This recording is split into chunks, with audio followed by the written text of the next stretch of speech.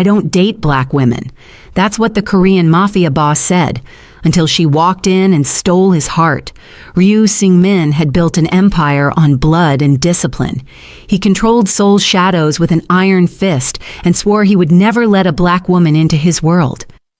Then Amara Cole stepped out of that elevator in a gown that shimmered like liquid gold, and Seung-min, the untouchable dragon of the Han, felt every wall he'd built begin to crumble with a single glance. Welcome back, my beautiful family and friends. If you're hooked in and ready for this story, hit subscribe and let me know in the comments where you're watching from, because this journey is going to shake you. Now, let us begin. The rooftop of the Aurelia Sky Lounge glittered like a jewel 70 floors above Seoul. Below, the Han River carved through the city like black glass, bridges glowing gold, traffic moving in veins of orange light. The city breathed money and secrets. Up here, Korea's elite gathered in custom designer suits and silk gowns, champagne flutes catching the light of 100 lanterns, swaying in the October breeze. Ryu Seung-min stood apart from the crowd, whiskey glass loose in his hand, expression carved from stone. At 32, he'd mastered the art of appearing bored while cataloging every threat. 12 bodyguards scattered through the room, dressed as guests, 3 exits, 2 service elevators, the balcony ledge if it came to that. He saw the crowd the way he saw everything: assets, tools, liabilities. To the world, he was chairman of Ryu Holdings, reclusive, genius, the man reshaping Seoul's skyline. To the men who ran the real city, he was the dragon of the Han, youngest syndicate head in 3 generations, the one who took the throne from his own grandfather and never apologized. Because apology was weakness. And Seung-min lived by 3 rules that kept him alive. Never show weakness, never apologize, never mix the bloodline. His grandfather had drilled that last one into him young. A memory flashed. 14 years old, walking through Itaewon, the old man gripping his shoulder. Look at them, black, loud. Chaos in human form. Our blood stays pure. Mixed blood destroys order. You understand? Seung-min nodded because boys obey their kings. He believed it now because kings don't question what keeps them on the throne. I don't date black women, he'd said more than once in private. They don't belong in our world. His inner circle never questioned it. They nodded and moved on. It was just part of his code, a boundary like any other. Tonight was supposed to be simple. Donate, smile, shake hands, leave before the speeches. He checked his watch. 10 more minutes. Then the elevator chimed. The sound cut through the jazz and champagne laughter. The crowd near the doors shifted without knowing why. The doors slid open. She stepped out. Amara Cole moved into the space like she owned it. Deep purple gown, iridescent, catching light with every step. Her locks wrapped high, crowned with thin threads of gold. Her skin glowed warm and dark under the lantern glow, and she didn't pause. Didn't check if she was welcome. Didn't wait for permission or an invitation or a polite nod from the host. She just walked in like the room had been waiting for her. The crowd reacted instantly. Whispers rippled through clusters of socialites. Korean women looked away, smiling tight into their wine. Men stared too long, then pretended they hadn't. A diplomat's wife whispered behind her hand, eyes cutting sideways. Seung-min waited for the feeling he expected. Contempt, disgust, the familiar cold wall his grandfather built in him, but it didn't come. Instead, his chest tightened, his pulse kicked, curiosity, discomfort, and something dangerously close to attraction. Min Jun appeared beside him, voice low. Amara Cole, Solace Dynamics, American, leading the Afro-Asian port talks. A pause. Do you want me to keep her away from you? Seung-min should have said yes. Instead, he heard himself say something he'd never said before. No, I'll speak to her myself. The dragon moved toward the woman who shouldn't exist in his world, and he had no idea why she was different enough to make him break his own rule. Earlier that same day, Amara Cole sat in a Seoul bank under flickering fluorescent lights, staring at a safety deposit box she'd traveled 8,000 miles to open. Inside, a faded photograph of a young Korean man standing in the rain beside a black woman. Her mother, younger, smiling in a way Amara had never seen in person. Beneath it, a letter in Korean stamped with an unfamiliar syndicate seal, and a note in English, in her mother's handwriting. "If anything ever happens to me, find the man who leads them now. He owes you your life." Amara's hands shook as she held the paper. She was 31 years old, Black American with Nigerian roots through her grandfather's side, raised in Atlanta by a single mother who never once named her father. Not in anger, not in grief, not even on her deathbed 2 years ago, just silence. Amara had learned to live with half answers, late-night stories about soul, a dragon, a love that ended in blood. She thought they were metaphors, grief talking. Turns out her mother meant every word.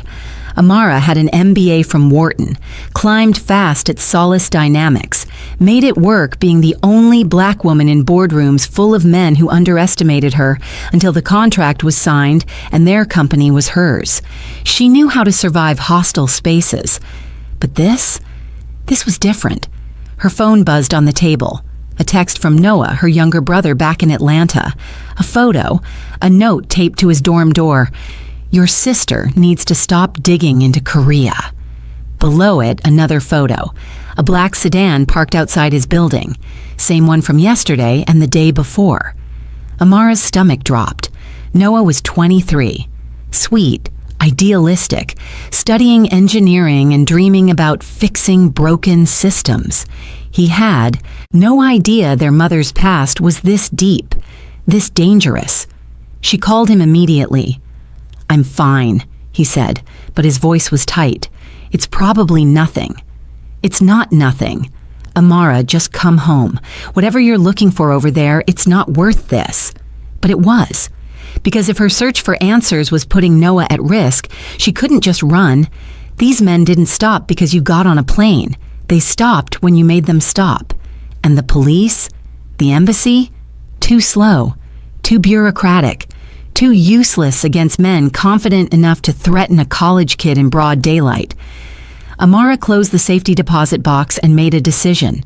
She was in Seoul officially to lead Solace's Afro-Asian Smartport negotiations, a billion-dollar infrastructure deal linking African trade routes to Korean tech corridors. Unofficially, she'd been using that access to quietly trace old land records, corporate shells, anything tied to the name Ryu and the seal in her mother's letter. And tonight, there was a charity gala, the kind where Korea's real power gathered on rooftops and pretended they were just businessmen. She knew he'd be there. Ryu Sung-min. The name kept appearing in her search. Ryu Holdings, Ryu Infrastructure. Always just on the edge of the old syndicate rumors, never quite touching them publicly. But the pattern was clear. If anyone knew what happened to her mother, to the man in that photograph, to the inheritance her mother said was owed, it was him. So Amara went home to her serviced apartment overlooking the river and pulled out the gown she'd packed for exactly this moment. Deep purple, iridescent, bold. She twisted her locks into a crown and lined her lips in burgundy war paint. She wasn't going to that rooftop to blend in. She was going to make sure the man at the top of the food chain saw her, remembered her, and understood she wasn't someone he could ignore. Her mother had whispered once, half asleep in the hospital, "They erased us, baby. Don't let them do it twice." Amara stared at her reflection in the window as the car service pulled up outside. She didn't know yet that the man she was about to meet held the keys to every question she'd ever asked. She didn't know she was walking into the arms of the dragon who'd stolen her birthright before she was even born. All she knew was this. She would get answers. She would protect Noah, and no man in Seoul was going to own her, not even him. The moment their eyes met across the rooftop, the air changed.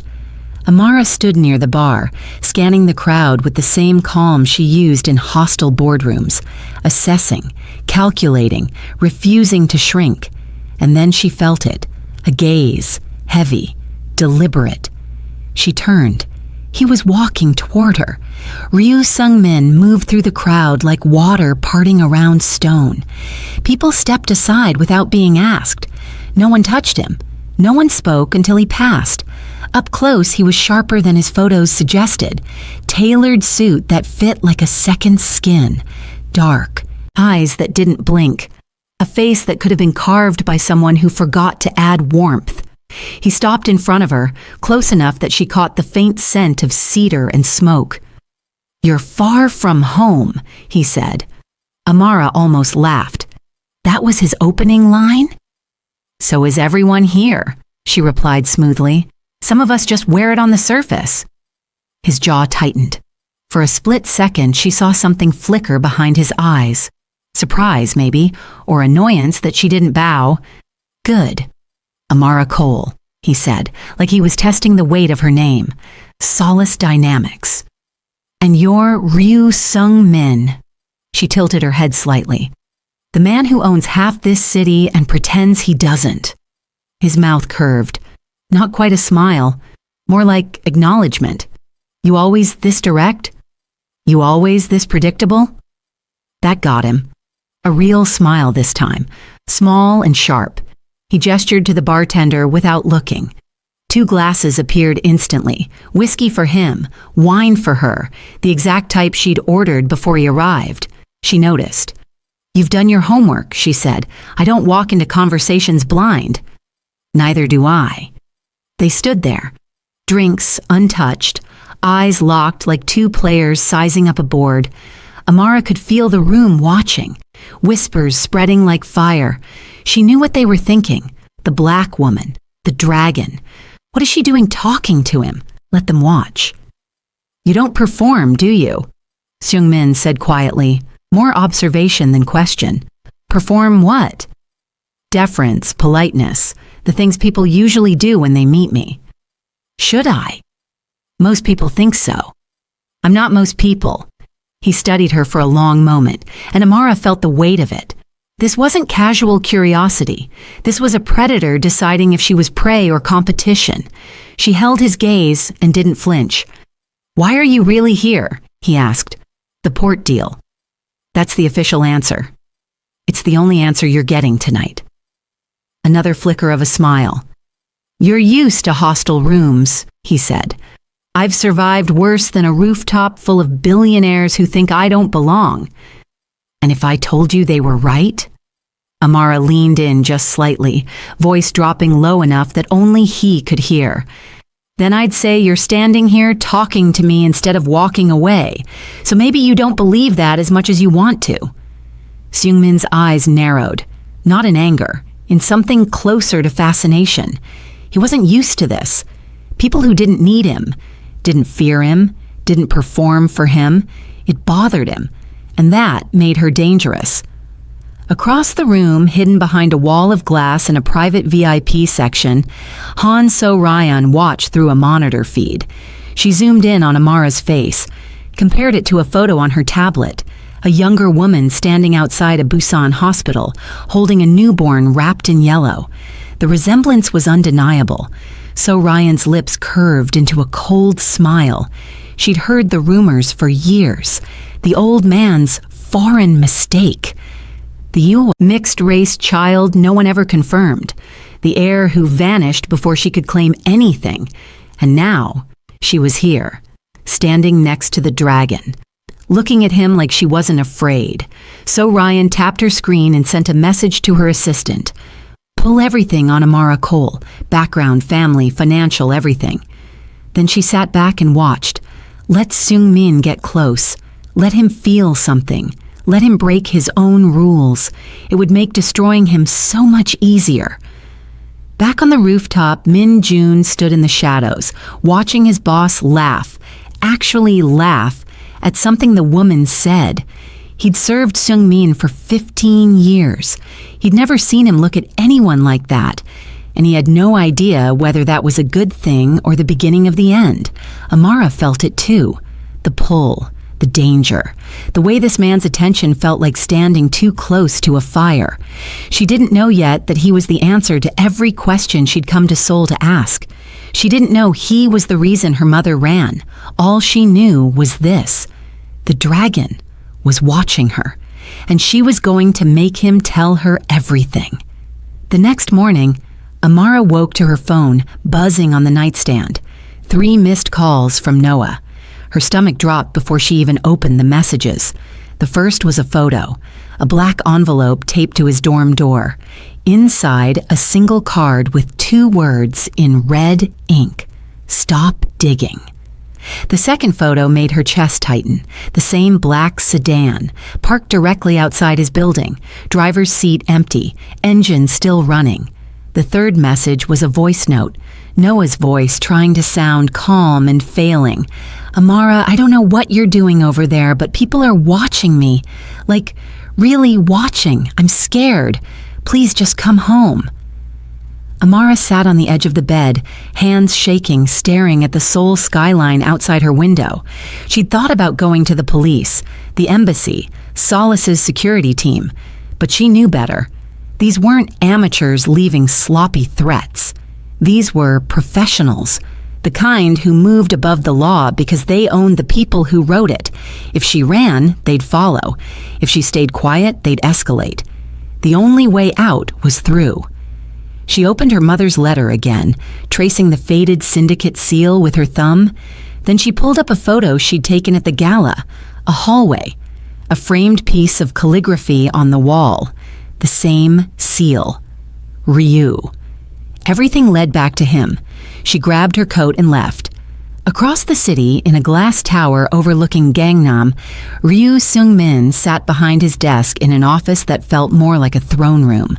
Minimalist, cold, steel and stone with one old bonsai tree on a side table and a single scroll on the wall, the only nod to tradition in a space built for power. Min Jun stood across from him, tablet in hand. "Jade faction's moving," Min Jun said. "Cyber attacks on 3 of our shell companies. Small, targeted. They're testing for weak points." Seung-min didn't look up. From the contract he was reading: "Double security on the building. Freeze their accounts through the Singapore route. Quietly." Already done. And the woman from last night? Min Jun hesitated. Amara Cole. Clean record. No criminal ties. But someone's been pulling files on her family, hospital records from Busan, immigration logs. Someone's digging into her past. Seung-min's pen stopped moving. Who? Can't confirm yet.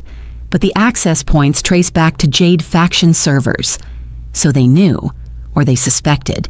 Either way, Amara Cole had just become a liability he couldn't afford to ignore. Before he could respond, his desk phone buzzed. The receptionist's voice, nervous. "Mr. Ryu, there's a woman here to see you, Amara Cole. She says it's urgent, not about business." Min Jun raised an eyebrow. Seung-min felt something shift in his chest. Curiosity, concern, something he didn't have a name for. "Send her up." When Amara walked into his office, she looked different. No gown, no gold, just sharp, simple clothes and exhaustion in her eyes, but her spine was still straight. Seung-min gestured to the chair across from him. She didn't sit. "I need your help," she said, straight to the point. No performance. He liked that. "I'm listening." She pulled out her phone and showed him the photos. The note, the car, Noah's voice message. "Someone's threatening my brother because I'm here. Because I'm asking questions about my family, about Korea." Seung-min studied the images, his expression unreadable. "What kind of questions?" "The kind that involve your name." His eyes snapped to hers. She didn't flinch. "My mother left me a letter before she died. Said someone here owed me, owed her.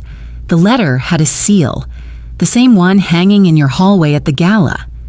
Seung-min sat back, fingers steepled under his chin. So she was connected. Not just some random American, not just a beautiful distraction. She was a thread. and someone else had already started pulling it. "You think I'm responsible for the threats?" he asked. "No, but I think you know who is." "Smart. And you came here because the people threatening my brother live in your world, and I don't have the tools to fight them, but you do." Silence stretched between them. Seung-min stood, walked to the window, hands in his pockets. He could ignore this, send her away, let the Jade faction do what they wanted with her. But that would leave a crack, a weakness, a woman walking around Seoul with questions that led straight back to him. And if So Ryan was involved, this was already a move against him. He turned back to her. "The men threatening your family live in my shadow," he said quietly. "If I tell that shadow to lift, it will." Relief flickered across her face. "But," he continued, voice dropping lower, "you don't get my protection for nothing, Ms. Cole." The relief vanished. "What do you want?" Seung-min walked back to his desk, eyes locked on hers. "A deal, one that keeps you alive, and keeps me in control." Amara's jaw tightened. "What kind of deal?" He smiled. "Not warm, not kind. The kind that starts with you moving into my house by tomorrow night." Amara stared at him like he'd just spoken a different language. "Excuse me?" Seung-min sat back down, calm as stone. "You need protection, real protection, not security guards or lawyers. You need someone these people are afraid of. And that's you. Yes. So your solution is for me to move into your house. My mansion, technically. And yes." Amara crossed her arms, every instinct screaming at her to walk out. But Noah's voice echoed in her head. "I'm scared." She forced herself to breathe. "Why would me living with you stop the threats?" "Because," Seung-min said, leaning forward, "if you're under my roof, you're under my protection. Publicly, visibly. Anyone who touches you is defying me directly." "And why would they care?" He smiled, cold and sharp. "Because I'm the dragon of the Han, Miss Cole, and people who defy me don't stay alive long enough to regret it." The words landed like stones in deep water. Amara had suspected. The whispers, the way people moved around him, the bodyguards. But hearing him say it out loud made it real. She was standing in a room with a man who could make people disappear, and she was about to ask him for help. "What's the catch?" she asked. "There's always a catch." Seung-min pulled a folder from his desk drawer and slid it across to her. She opened it. License plates. Names, faces, locations, the men stalking Noah, the car outside his building, the network behind them, all mapped out, detailed, efficient. "How did you get this so fast?" she whispered. "I told you, they live in my world." Amara's hands tightened on the folder. He could stop this, right now, with one word, but nothing with men like him was ever free. "What do you want in exchange?" Seung-min stood and walked around the desk, stopping just close enough that she had to tilt her head to meet his eyes. "Publicly, you become my fiancé." Her breath caught.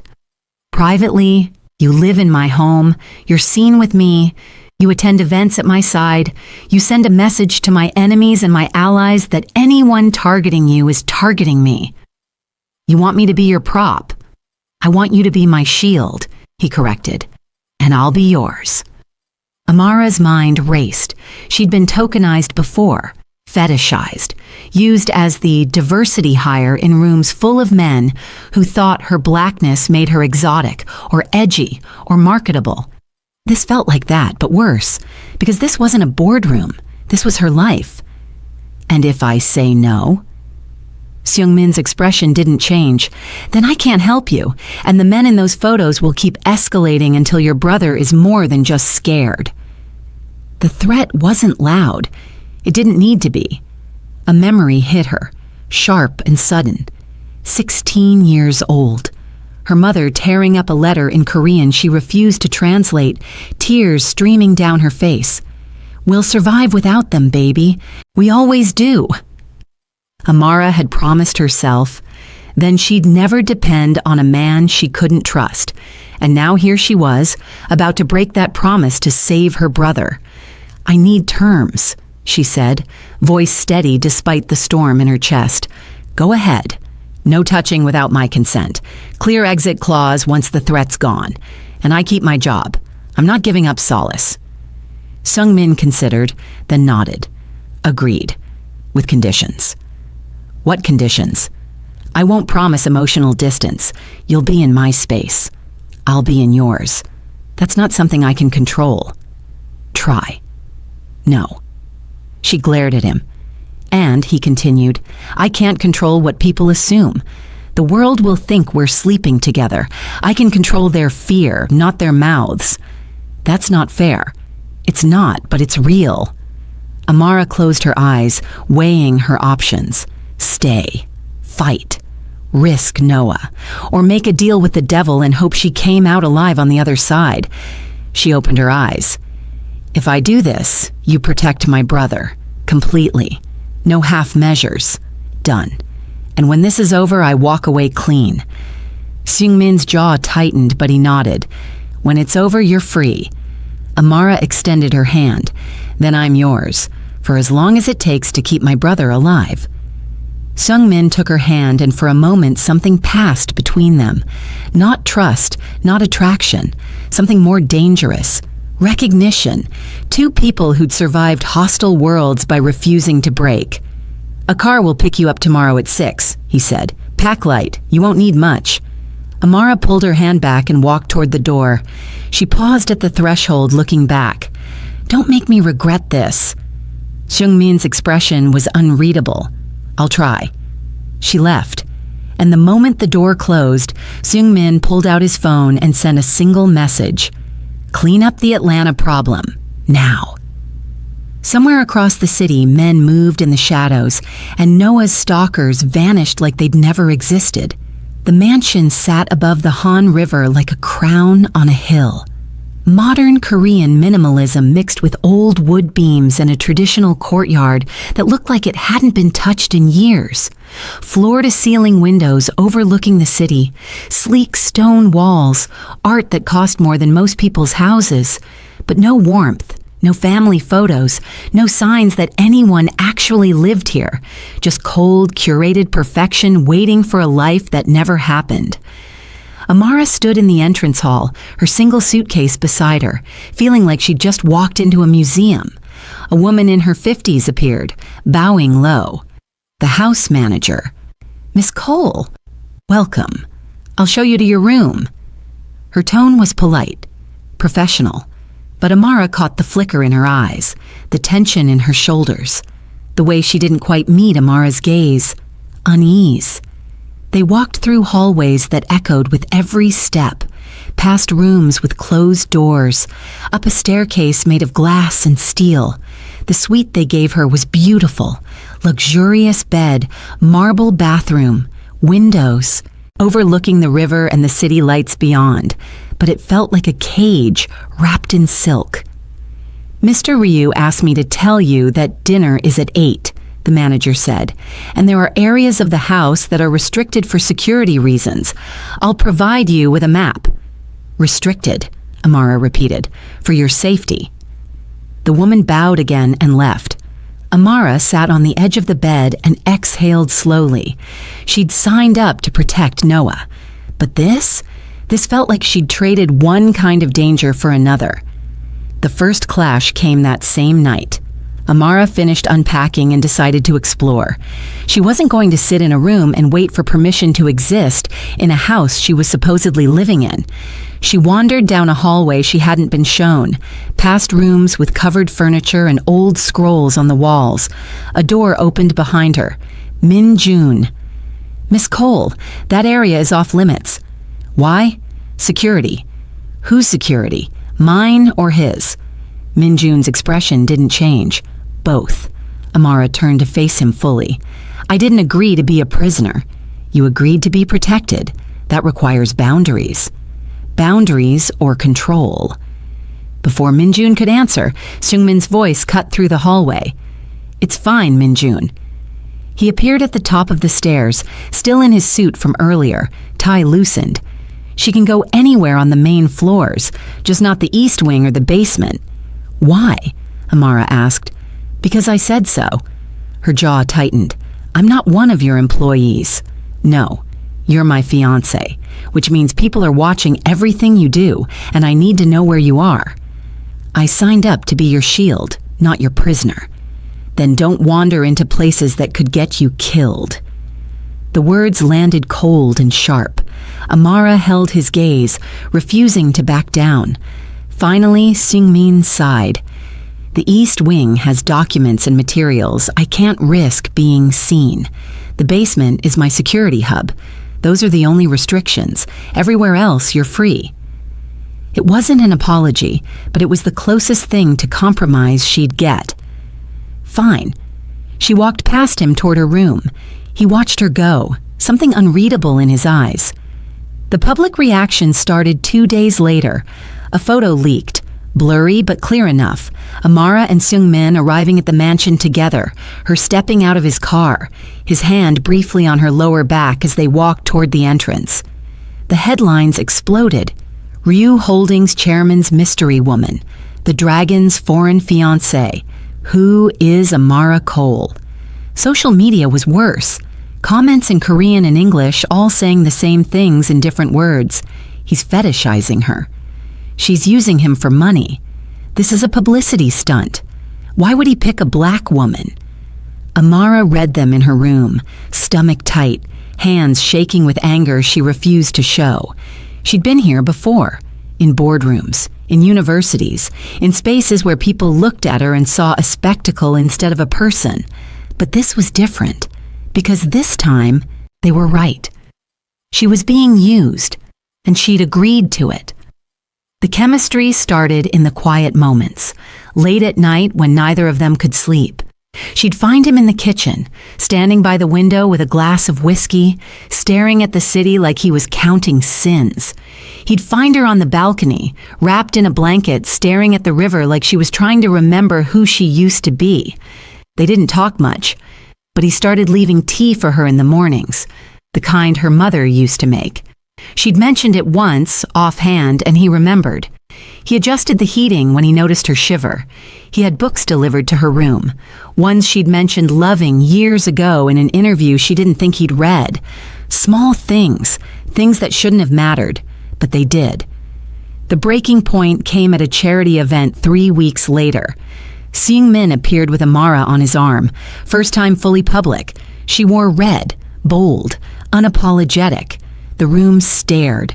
Whispers followed them like smoke. A drunk heir, son of some old money family, leaned toward his friend and said in English, loud enough for Amara to hear, "I'd pay to see what the dragon's black bitch does in bed." The room froze. Amara's hand tightened on Seung-min's arm. She'd heard worse. She could handle worse. But Seung-min moved before she could stop him. He crossed the space in 3 steps, grabbed the heir by the throat and slammed him against the wall. "Say her name again," Seung-min said, voice deadly quiet, "and I'll erase your entire bloodline from this city." The heir choked, eyes wide with terror. "Do you understand me?" The man nodded frantically. Seung-min released him and stepped back, adjusting his cuffs like nothing had happened. The room was silent. Amara stood frozen, heart pounding. She'd seen him cold, calculated, controlled. But this was violence. Raw, immediate, protective. And it terrified her how much it made her feel safe. The house was tense after the charity event. Staff walked on eggshells. Min Jun doubled security. Seung-min spent more time locked in his office. Phone pressed to his ear, voice low and dangerous. Amara felt the shift. His protection was real, but so was the danger he radiated. She was safer with him, and more trapped than ever. One rainy afternoon while he was out, she wandered, past the main floors, past the rooms she'd been shown, into the older, less used wing of the house. The air was different here. Dusty, untouched, furniture covered in white sheets, old photographs on the walls that no one had bothered to take down. She walked slowly, studying them. Black and white images of men in traditional hanbok, formal family portraits with unsmiling faces. Then she stopped. Her breath caught in her throat. A photograph. A Korean man in his 30s standing beside a black woman in a coat, both of them laughing in the rain. The woman's face hit Amara like a fist to the chest. It was her mother, younger, before kids, before Atlanta, before the silence. Her mother had been here. Amara's hands shook as she lifted the frame off the wall. On the back, faded ink. Gwantae and A Seoul, 1993. Gwantae. Ryu Gwantae, Seungmin's grandfather, the man he overthrew. Her mother knew him. Amara's mind raced, piecing together fragments. The letter, the seal, the debt owed. This wasn't just about business or protection. This was personal. She kept searching, found an old desk in the corner, locked. She forced it open with a letter opener. Inside, a hidden compartment, a ring with an English inscription. To A, my light in a foreign land. And beneath it, a half-burned letter in Korean. She couldn't read all of it, but certain words were clear. My daughter. Abroad. Air. The room spun. Amara backed away from the desk, heart pounding so loud she could barely hear the rain against the windows. Her mother hadn't just known Ryu Gwantae. She'd been with him. And Amara. She might be his daughter. The package arrived that evening. Delivered by courier, addressed to her personally. Inside, a hospital record from Busan, dated 31 years ago, naming Ryu Gwantae as the father to an unnamed mixed-race girl, a fragment of a will, handwritten, mentioning my daughter born abroad and her rightful inheritance, and a note, typed and unsigned, ask him what he did to your inheritance. A friend. Amara sat on her bed, documents spread around her, hands shaking with rage and grief and something she couldn't name. She wasn't just some random American, she was an heir, the daughter of the man Seungmin had overthrown, and they'd erased her, cut her out, buried her existence before she even knew her own name's truth. Across the city, Han So-ryan sat in her office, watching a live feed of Amara's room through a hacked security camera. She smiled as Amara stared at the documents. Perfect. She turned to her aide. Let it spread. Slowly. Whispers first, then evidence. Let the old guard start questioning whether the dragon's throne was ever really his. And the woman? She'll confront him. And when she does, he'll have to choose between his power and his feelings. So Ryan leaned back, satisfied.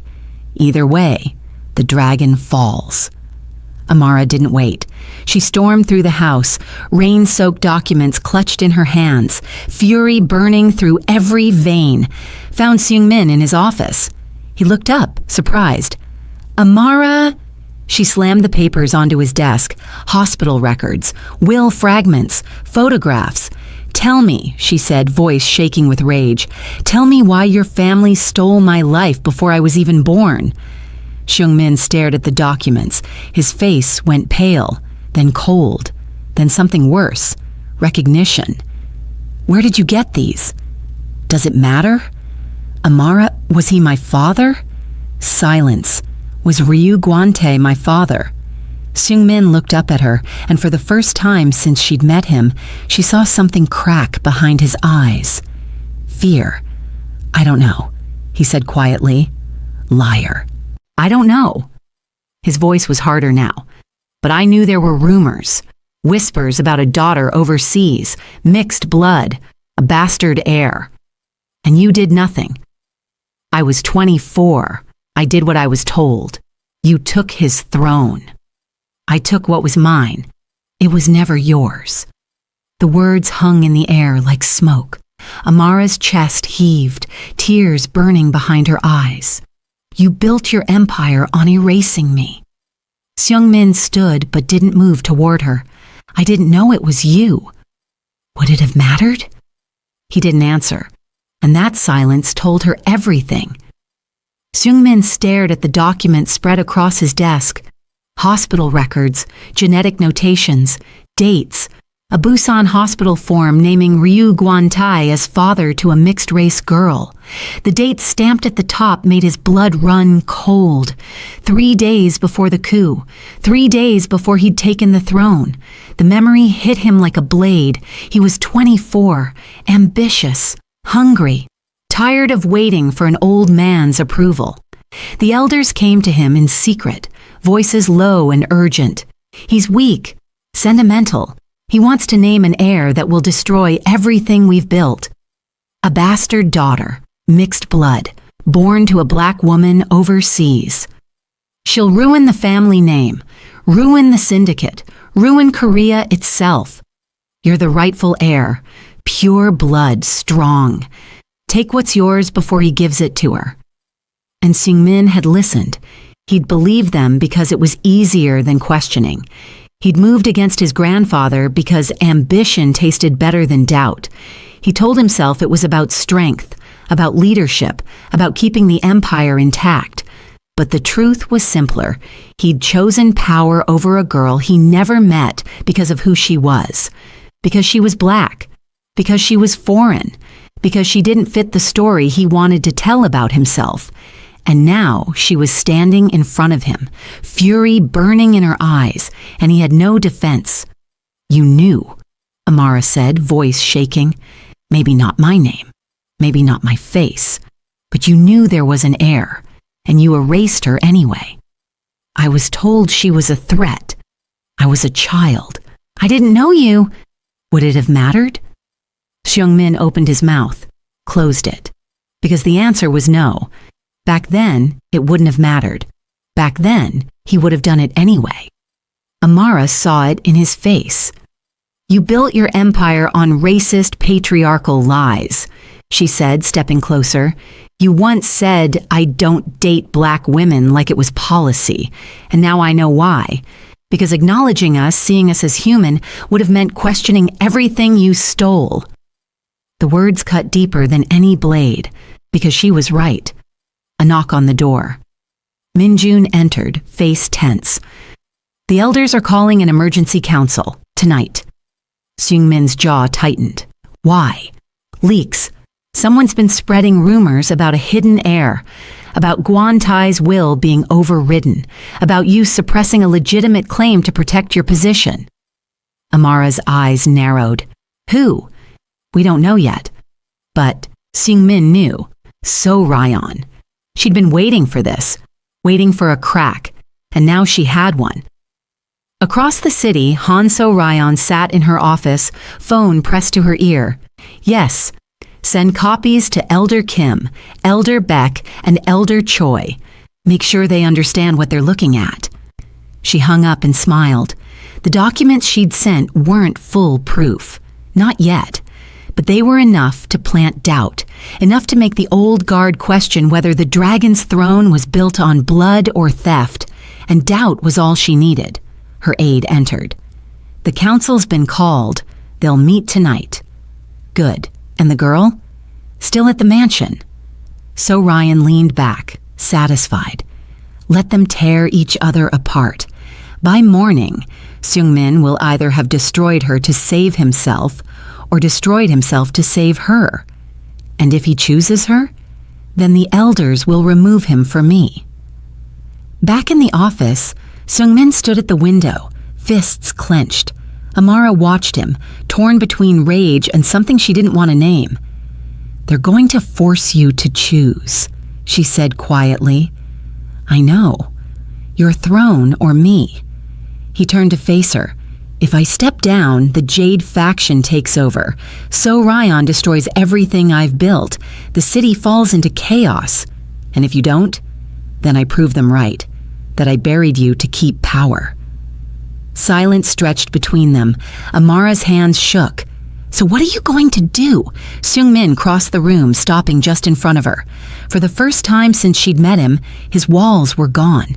No mask. No armor, just a man standing in the wreckage of his own choices.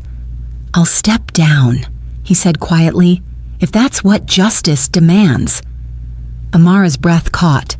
"What?" "You're right, about all of it. I built this empire on lies, on prejudice I never questioned because it benefited me. I took your birthright because of what you are, not who you are." His voice cracked. "And I can't take that back, but I can stop defending it." Tears burned in Amara's eyes. "You'd give up everything?" "I already lost everything the moment I fell for you." The confession hung in the air like smoke. Amara stared at him, heart pounding. "You don't get to do this," she whispered. "You don't get to make yourself the martyr after everything you did." "I'm not trying to be a martyr. I'm trying to be honest. Honesty doesn't erase what you stole from me. I know. It doesn't make us even. I know. And it doesn't mean I forgive you." Seung-min nodded slowly. "I'm not asking for forgiveness. I'm asking what you want me to do." Amara turned away, overwhelmed. She'd come to Seoul for answers, for justice, for revenge, maybe. But now, holding the truth in her hands, she didn't know what to do with it. "I need to think," she said. She walked toward the door, stopped, looked back. "They'll come for you tonight. The elders. Sorayon. All of them. I know. And if I side with them, you lose everything. I know. Why did you tell me the truth?" Seung-min's expression was raw, unguarded. "Because loving you already broke every rule I had. I can't cling to them and keep you." Amara's chest tightened. She left without another word. Seung-min stood alone in his office, surrounded by documents that proved he was a thief, and for the first time in his life, he didn't know if he'd survive the fall.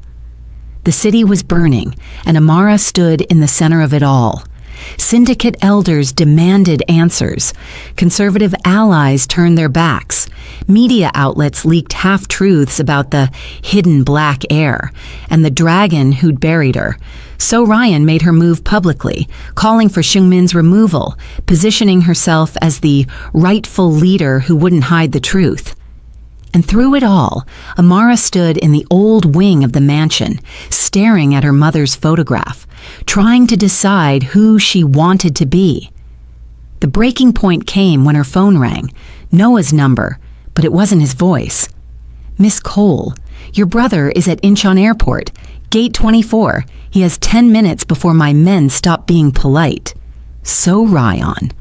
Amara's blood ran cold. "Touch him and You'll what? You have no power here, but you could. All you have to do is join me. Publicly denounce Seung-min. Claim your birthright as Gwantai's daughter. Help me remove him. And if I don't, then your brother doesn't leave Korea alive." The line went dead. Amara found Seung-min in his office, phone already to his ear. He looked up, eyes sharp. "I know. Minjun's moving now." "She has Noah." "I know." He gave orders rapid fire in Korean, then hung up, turned to her.